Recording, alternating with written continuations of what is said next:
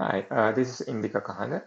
In this talk, I will be briefly going over our poster connecting genotype to phenotype using pangenome-wide association studies.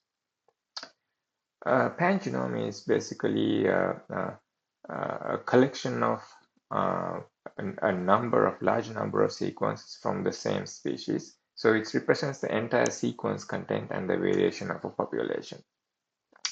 Now, a pangenome can be transported into a deburring graph, as shown here. This is an uncompressed deburring graph, and this is a compressed deburring graph. And we use this deburring graph, or specifically the compressed deburring graph, CDBG, to generate what are called frequented regions, so FRs. Now, these frequented regions are basically defined with respect to an input, basically with respect to the CDPG, by looking at a set of paths that go through that graph. In this each path represents a different genome or a strain within this CDBG. And FRs basically can be thought of as hotspots, regions in the CDBG that are co-visited by a set of supporting paths from individual sequences in the pangenome. Therefore, we hypothesize that these frequented regions or FRs are good at identifying sequence similarity, and then that can be used for other downstream predictive tasks. So then on top of that, we define what are called frequent region variants, so FRVs. These are basically for an FR, that is for a frequent region. The set of unique subpaths within this is the other FR variants. In other words, FRVs describe the set of sequences that support a particular FR, and each variant is a novel supporting sequence with minor variation.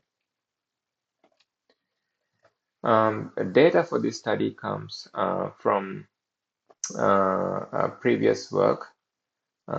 This is a yeast genome with about 1,000 strains, and we prepared a compressed deburring graph using cuttlefish, and we used a KMS size of 27.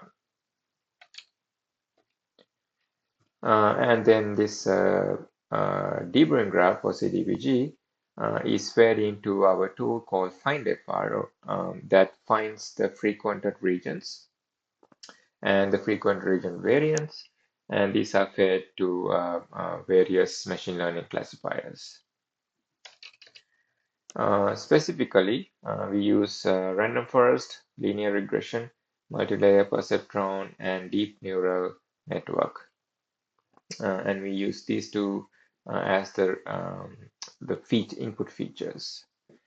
This data contains 35 growth condition phenotypes, and we train independent classifiers for each phenotype separately. And we used a holdout validation here with a train validations test splits of 60%, 20%, and 20%.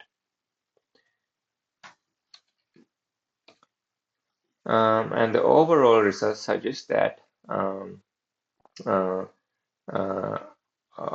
of the classifiers, the 4 types of classifiers we tried, random forest, linear regression, MLP, and DNN, all do significantly better than the traditional way of connecting genotype to phenotype, which is GWAS, shown over here, which basically uses SNPs.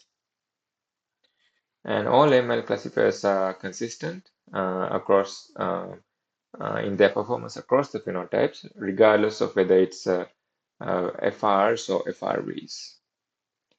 At the individual phenotype level, we notice that the performance varies throughout. However, still, almost all the machine learning classifiers significantly outperform the GWAS.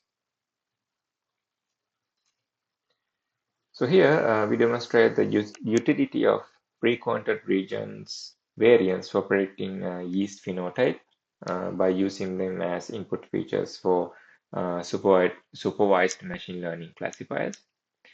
And we show that they can be used to predict a series of growth condition phenotypes. Uh, our results indicate that frequented region variants are just as effective for this task as the frequented regions. We would like to explore whether the combination of FRs and FRs together would provide overall better performance, maybe perhaps with a deeper neural network and with more systematic tuning of parameters of the classifiers. In this work, we are only using the counts of the FRs and the FRVs, but we would like to incorporate um, other features like their lengths, their structure, and their nucleotide composition. And we also would like to explore developing a single classifier for all phenotypes. So this work is a collaboration between several people, Dr. Brendan Mummy from Montana State University, Buoni Monori from University of North Florida, Dr. Joanne Mudge, and Dr. Alan Cleary from NCGR. This work is supported by NSF. Thank you.